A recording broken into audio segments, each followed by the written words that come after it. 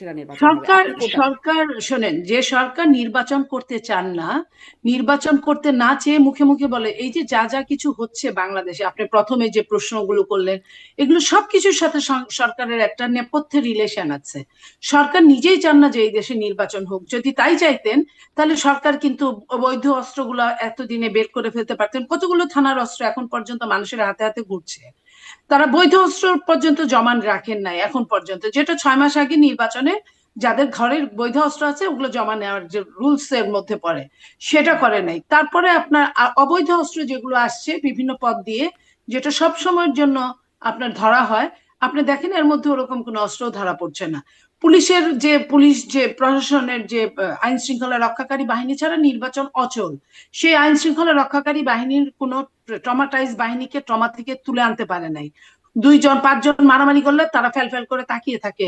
এই পুলিশ দিয়ে 300 আসনের একদিনের নির্বাচন, হাউ ইট পসিবল? তারপরে আপনার মনে করেন প্রশাসন, যে প্রশাসনকে ট্রান্সফার করার কথা হলো ইসির, সেই প্রশাসনকে সরকার কেন ট্রান্সফার করে? সরকারকে এই ক্ষমতা কে দিয়েছে? যদিও এই সরকারের কোনো ক্ষমতাই নাই, অনেক কিছুই ক্ষমতার অপব্যবহার করছেন, এবং এই অপব্যবহারটা দীর্ঘস্থায়ী করার জন্য উনি নির্বাচনের যে নাটকটা করছেন।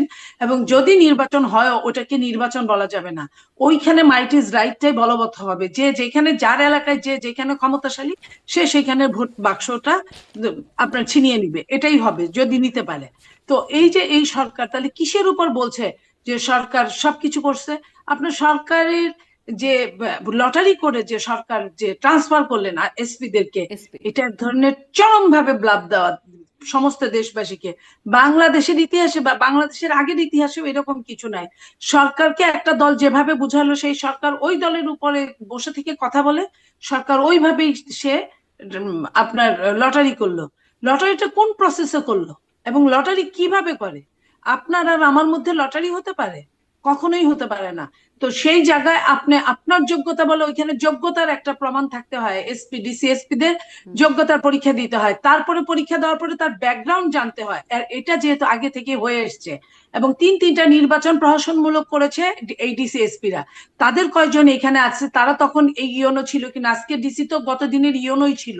তারা কয়জন ইয়নো ছিল, তারা কয়জন ওই ওই ইলেকশন পরিচালনা করছে, তাদেরকে বাদ দিয়ে অন্যদের নিতে হবে।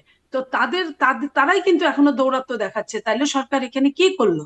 আপনি এটা, সরকার এক ধরনের জনগণের চোখে ঠুলি পড়াতে চাচ্ছে, বাট জনগণ, বাংলাদেশের জনগণ রাজনৈতিক সচেতন, তারা সবকিছু বুঝে। 64 চেয়েছে আমি না, আমি ডিসিএসপিরা কাজ আমি করেছেন। আপনার শারমিন, আমি আপনার 3 জেলায় যারা ডিসি ছিলেন তারা এখন আর ডিসি নাই, তাদের হুম। প্রমোশন হয়েছে, তারা যুগ্ম সচিব হয়েছেন বা কিছু সিনিয়র সচিব হয়েছেন, আমি ওইটা বলছি না। এই 3টা নির্বাচনে ইয়নো ছিলেন, এটা তো কনফার্ম। হ্যাঁ, হ্যাঁ, হ্যাঁ। এসপি ছিলেন, এটা তো কনফার্ম। ওই এসপি রাই তো এসপি হয়েছে, ওই ইয়নোরাই তো ডিসি হয়েছে। কিংবা ডিসির সাথে যে এডিসি থাকে, হুম। ডিসির সাথে যে এনডিসি থাকে, তারাও তো নির্বাচনের অংশ। ডিসি কি রিটার্নিং অফিসার একাই নির্বাচন করে? তাই সে তো তার পরিষদকে নিয়ে হুম। নির্বাচন হুম। করে, ওই পরিষদের মধ্যে থেকে কিন্তু ডিসিএসপি হয়েছে।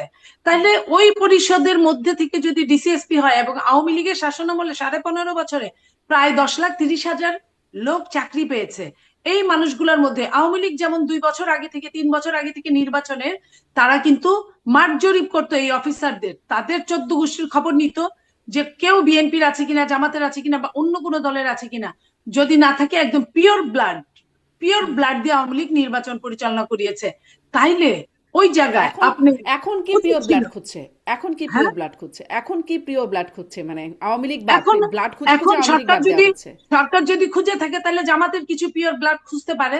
বিএনপির এখানে কোনো অবস্থান নাই, আর জামাতের এত লোকও নাই, হুম। এত লোকও নাই যে এই জায়গায় আপনার বিট করবে। সো তাইলে আচ্ছা। তাহলে কি হয়েছে? তাহলে আপনার ওই জামাতের সাথে আওয়ামী লীগের একটা আন্ডারস্ট্যান্ডিং আছে গোপনে,